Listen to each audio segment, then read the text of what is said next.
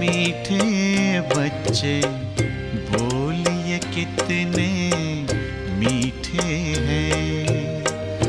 मीठे बच्चे मीठे बच्चे बोलिए कितने मीठे हैं। मीठा हमें बनाते बाबा, मीठा हमें बनाते बाबा, आप बड़े ही मीठे हैं। मीठे बच्चे मीठे बच्चे बोलिए कितने मीठे हैं।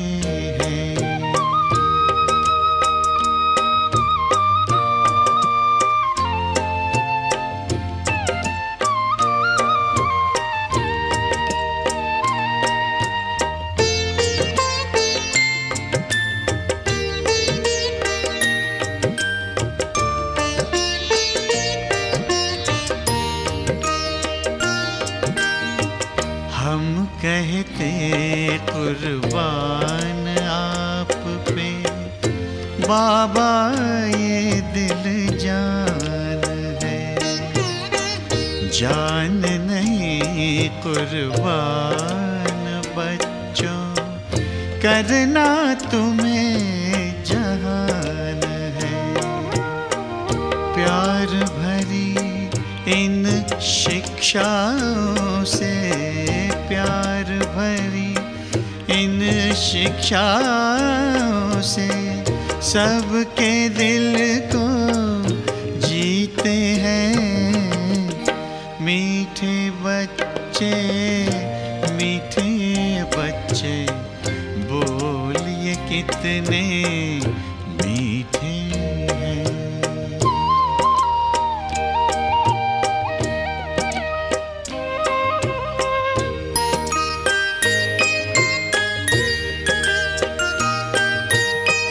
खार चुन लिए खुशबू भर हर जिंदगी महकाई है।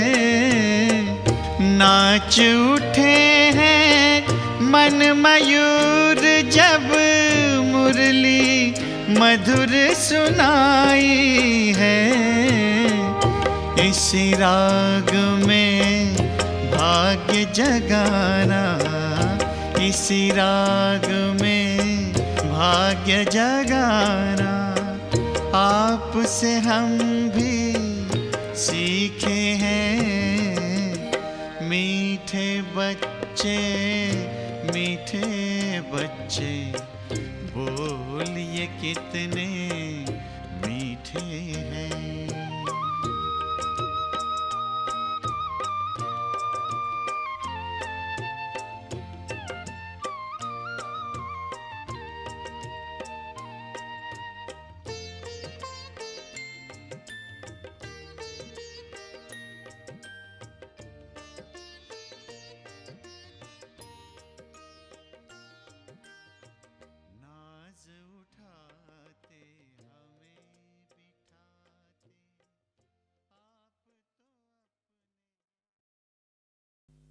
ओम शांति। आज 31 अक्टूबर 2020। बाबा कहते, मीठे बच्चे, तुम्हारा फर्ज है सबको स्थायी सुख और शांति का रास्ता बताना। शांति में रहो और शांति की बख्शीश दो। प्रश्न है, किस गुह्य राज को समझने के लिए बेहद की बुद्धि चाहिए? उत्तर है, ड्रामा की जो सीन जिस समय चलनी है उस समय ही चलेगी। इसकी एक्यूरेट आयु है। बाप भी अपने एक्यूरेट टाइम पर आते हैं। इसमें 1 सेकंड का भी फर्क नहीं पड़ सकता। पूरे 5000 वर्ष के बाद बाप आकर प्रवेश करते हैं।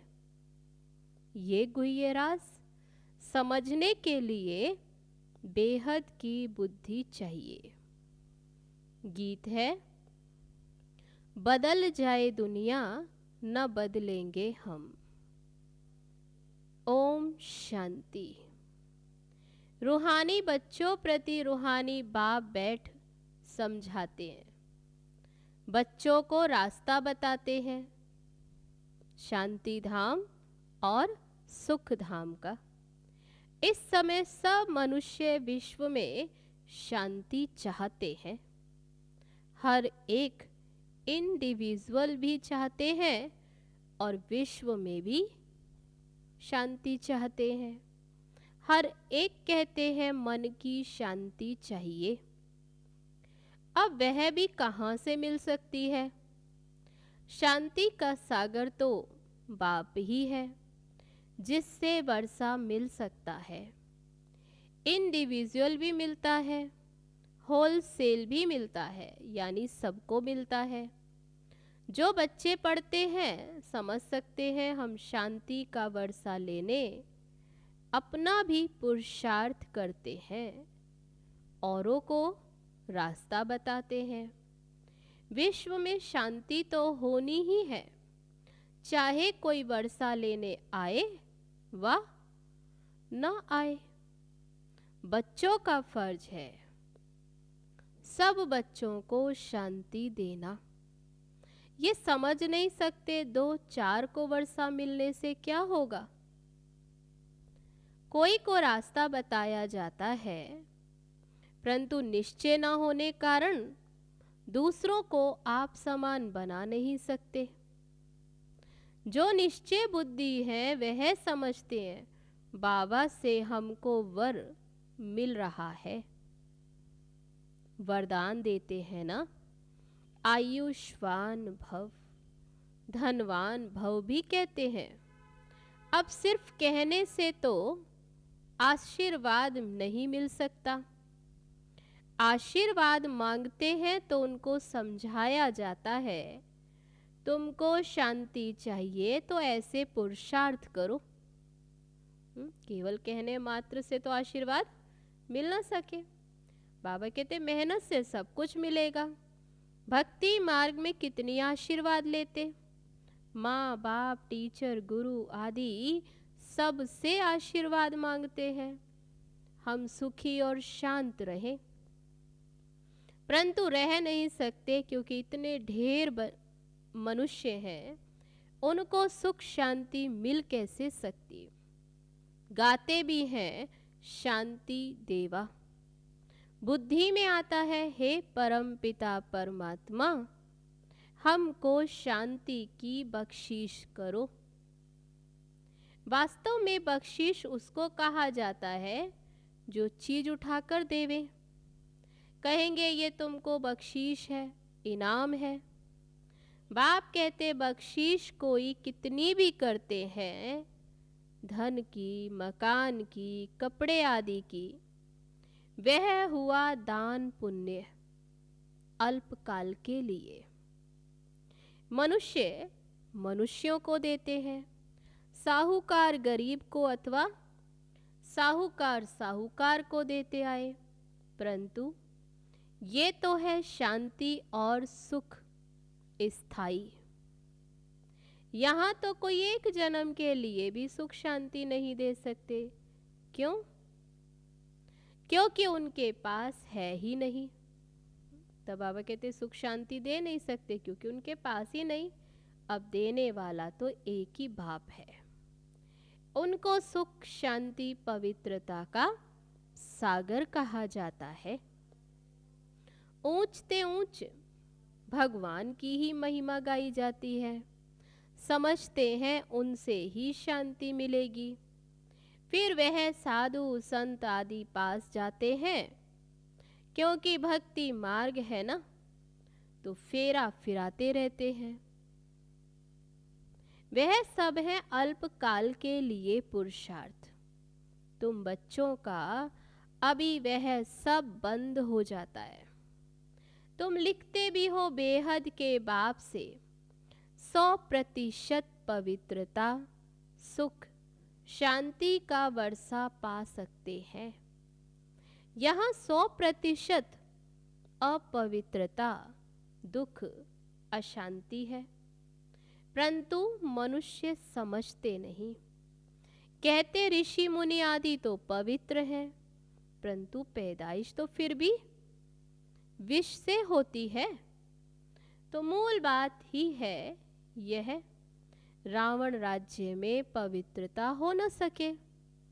पवित्रता, सुख आदि सबका सागर एक ही बाप है। तुम जानते हो हमको शिव बाबा से 21 जन्म अर्थात आधा कल्प 2500 वर्ष के लिए वर्षा मिलता है। वह तो गारंटी है। आधा कल्प के लिए वर्षा, तो आधा कल्प सुख धाम और आधा कल्प है दुख धाम।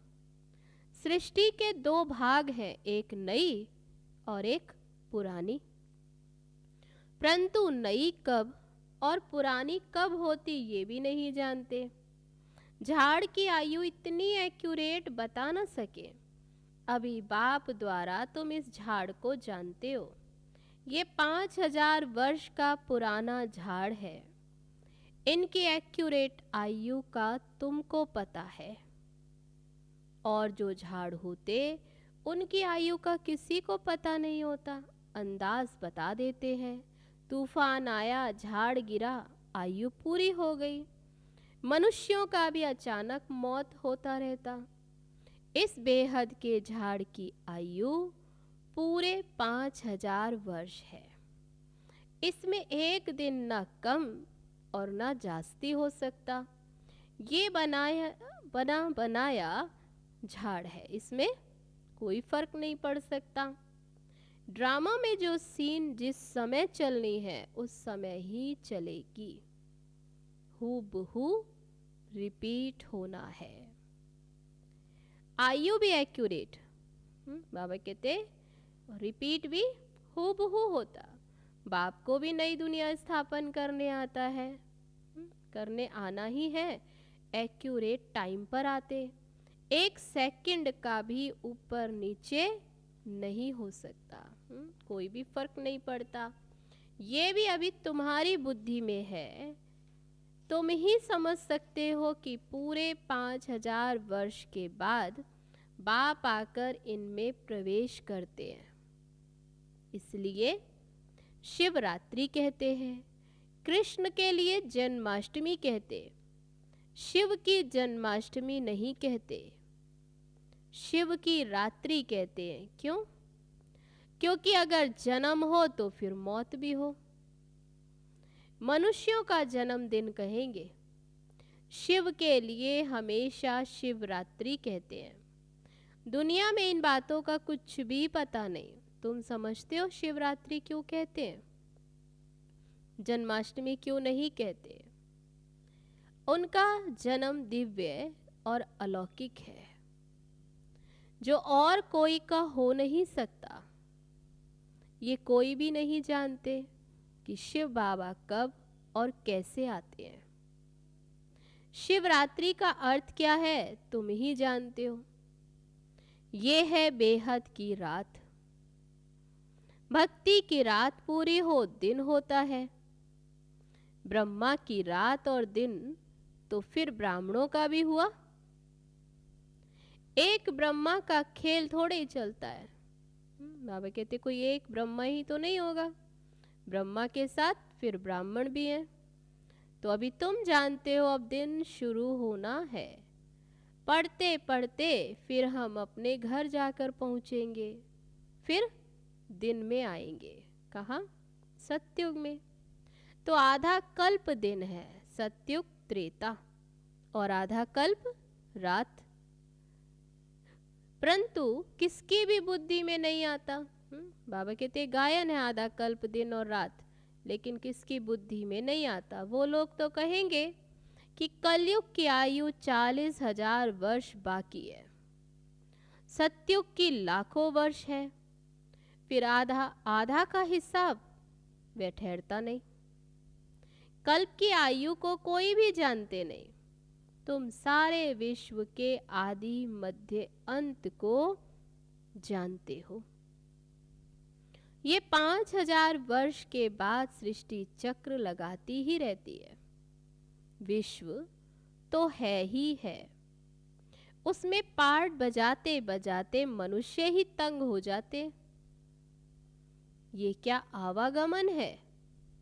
अगर 84 लाख जन्मों का आवागमन होता तो पता नहीं क्या होता। बाबा कहते ना जानने के कारण फिर कल्प की आयु भी बढ़ा दी है। अभी तुम बच्चे बाप के सन्मुख बैठ पढ़ रहे हो। अंदर में भासना आती है। हम प्रैक्टिकल में अभी बैठे हैं, बाप के सन्मुख बैठ पढ़ रहे हैं। पुरुषोत्तम संगम युग को भी जरूर आना है। कब आता, कैसे आता ये युग, ये कोई नहीं जानते। तुम बच्चे जानते हो तो कितना गदगद होना चाहिए। तुम्ही कल्प कल्प बाप से वर्षा लेते हो, अर्थात माया पर जीत पाते हो, फिर हारते भी हो। ये है बेहद की हार और जीत। उन राजाओं की तो बहुत ही हार और जीत होती रहती है। अनेक लड़ाइयाँ लगती रहती, छोटी सी लड़ाई लगती है तो कह देते अब हमने जीता। क्या जीता? थोड़े से टुकड़े को जीता। बड़ी लड़ाई में हारते तो झंडा भी गिरा देते, शोक मनाते। पहले पहले तो एक राजा होता, फिर और वृद्धि होती जाती। पहले पहले इन लक्ष्मी नारायण का राज्य था, फिर और राजाएं आए, वे आने शुरू हुए। जैसे फिर पोप का दिखाते हैं, पहले एक था, फिर नंबरवार और भी पोप बैठते गए। किसकी मृत्यु का तो ठिकाना ही नहीं है ना। तुम बच्चे जानते हो हमको अमर बाबा बना रहे हैं। अभी बाबा हमें अमरपुरी का मालिक बना रहे हैं, जिसमें अमर बन रहे हैं। कितनी खुशी होनी चाहिए। ये है मृत्यु लोक और वह है अमर लोक। इन बातों को नया तो कोई समझ ना सके, उनको मजा नहीं आएगा। जितनी बाबा कहते जितना पुरानों को मजा आता, दिन प्रतिदिन वृद्धि को पाते रहते हैं, निश्चय पक्का होता जाता। इसमें सहनशील बहुत होना चाहिए। यह तो आसुरी दुनिया है, दुख देने में देरी नहीं करते। तुम्हारी आत्मा कहती हम अभी बाबा की श्रीमत पर चल रहे हैं, हम संगम युग पर हैं, बाकी सब है कलयुग में। हम अभी पुरुषोत्तम बन रहे हैं। पुरुषों में उत्तम पुरुष पढ़ाई से ही बनते हैं ना। पढ़ाई से ही चीफ जस्टिस आदि बनते। तुमको बाप पढ़ाते हैं, नशा है। इस पढ़ाई से ही अपने पुरुषार्थ अनुसार पद पाते हैं। अब जितना जो पढ़ेंगे उतना ग्रेड मिलेगी। इसमें राजाई की ग्रेड है, वैसे उस पढ़ाई में राजाई की ग्रेड नहीं होती। तुम जानते हो हम राजाओं का राजा बन रहे हैं, तो अंदर में कितनी खुशी होनी चाहिए। हम डबल सिरताज बहुत ऊंच बनते हैं। भगवान बाप हमको पढ़ाते हैं। कभी कोई समझ ना सके कि निराकार बाप कैसे आकर पढ़ाते हैं। मनुष्य पुकारते भी हैं कि हे पतित पावन आकर हमको पावन बनाओ, फिर भी पावन बनते नहीं है। बाप को बुलाते हैं कि पावन बनाओ, बाबा कहते फिर भी पावन बनते नहीं। बाप कहते ये काम महाशत्रु है। तुम एक तरफ पुकारते हो कि पतित पावन आओ, अब मैं आया हूँ, कहता हूँ बच्चे पतित पना छोड़ दो, तो तुम छोड़ते क्यों नहीं? ऐसे थोड़े ही बाप तुमको पावन बनाए और तुम पतित बनते रहो। ढेर ऐसे पतित बनते हैं। कोई सत्य बताते हैं, बाबा ये भूल हो गई। बाबा कहते कोई भी पाप कर्म हो जाए तो बाप को फौरन बताओ। कोई सच फिर कोई झूठ बोलते, कौन पूछते? मैं थोड़ी एक एक के अंदर को बैठ जानूंगा। ये तो हो न सके, मैं आता ही हूं सिर्फ राय देने। पावन नहीं बनेंगे तो तुम्हारा ही नुकसान है। मेहनत कर पावन से फिर पतित बन जाएंगे तो की कमाई चट हो जाएगी। लज्जा आएगी, हम खुद ही पतित बन पड़े हैं, फिर दूसरे को कैसे कहेंगे कि पावन बनो। अंदर खाएगा कि हमने कितना फरमान का उल्लंघन किया। यहाँ तुम बाप से डायरेक्ट प्रतिज्ञा करते हो, जानते हो बाबा हमको सुख धाम शांति धाम का मालिक बना रहे हैं। हाजिर नाजिर है, हम उनके सन्मुख बैठे हैं। इनमें पहले ये नॉलेज थोड़े ही थी, ना कोई गुरु ही था जिसने नॉलेज दी।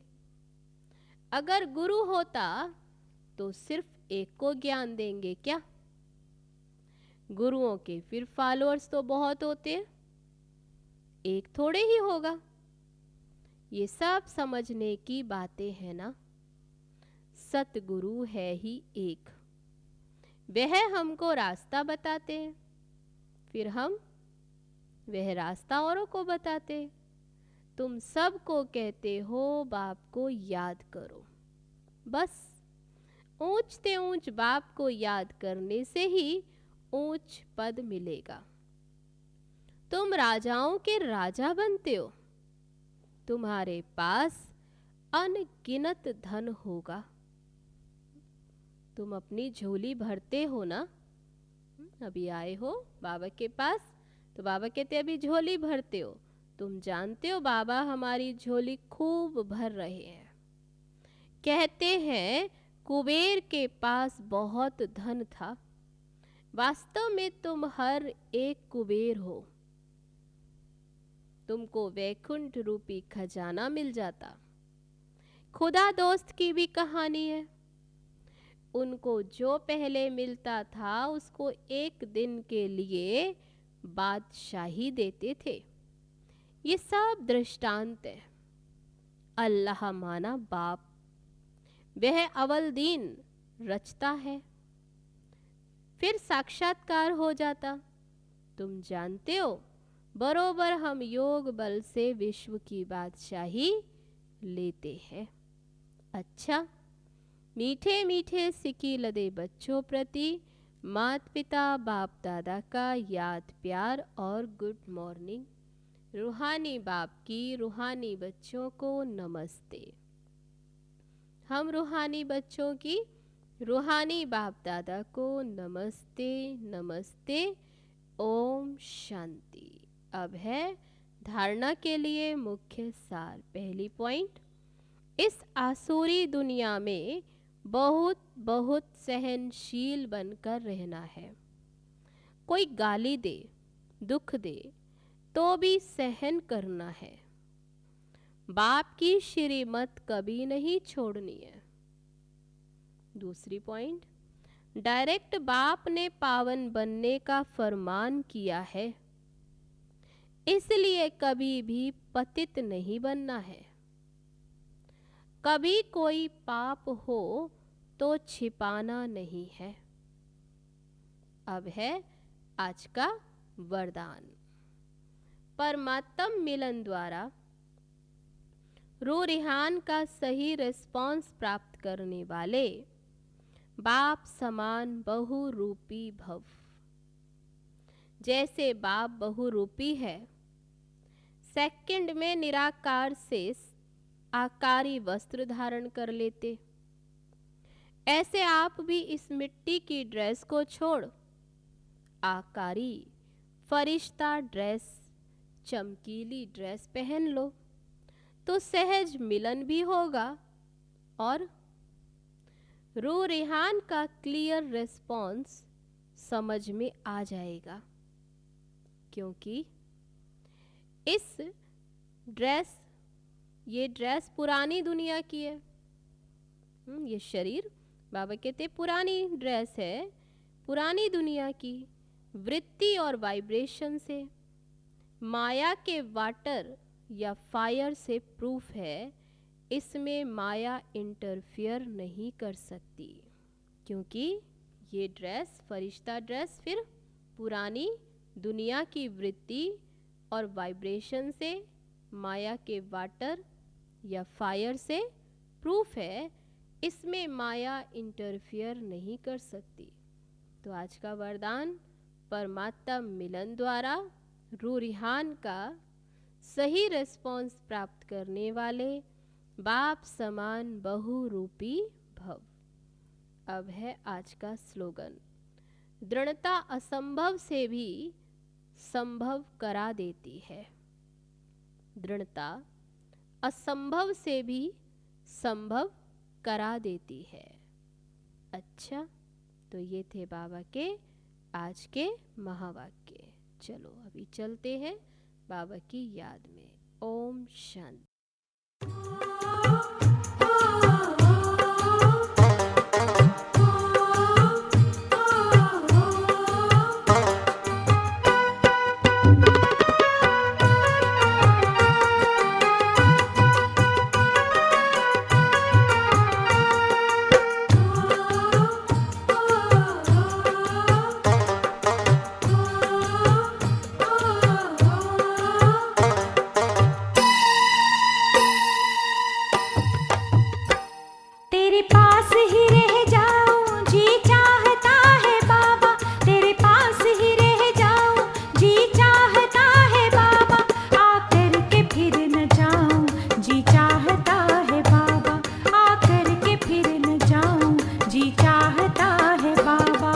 पास ही रह जाऊं जी चाहता है बाबा, तेरे पास ही रह जाऊं जी चाहता है बाबा, आकर के फिर न जाऊं जी चाहता है बाबा, आकर के फिर न जाऊं जी चाहता है बाबा, तेरे पास ही रह जाऊं।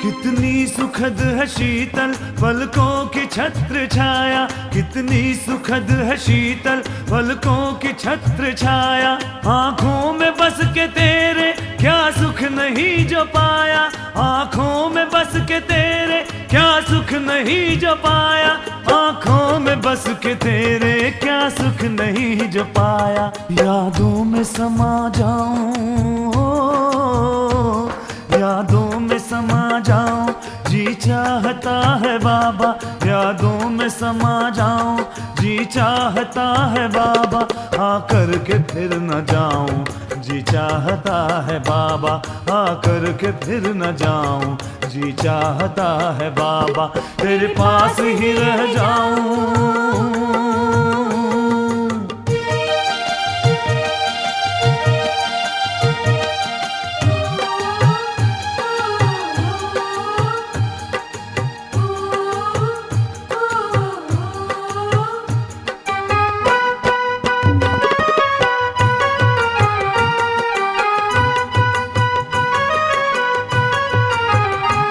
मेरा दिल अजीज तुमसे संबंध है सुहाना,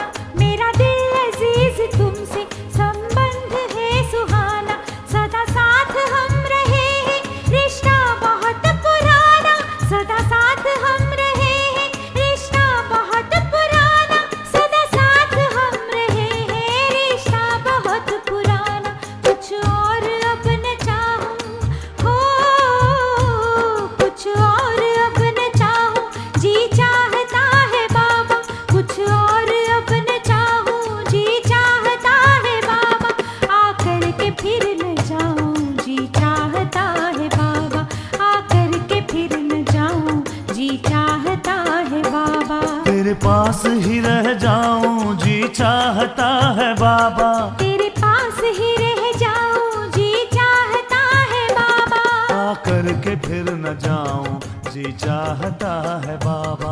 आकर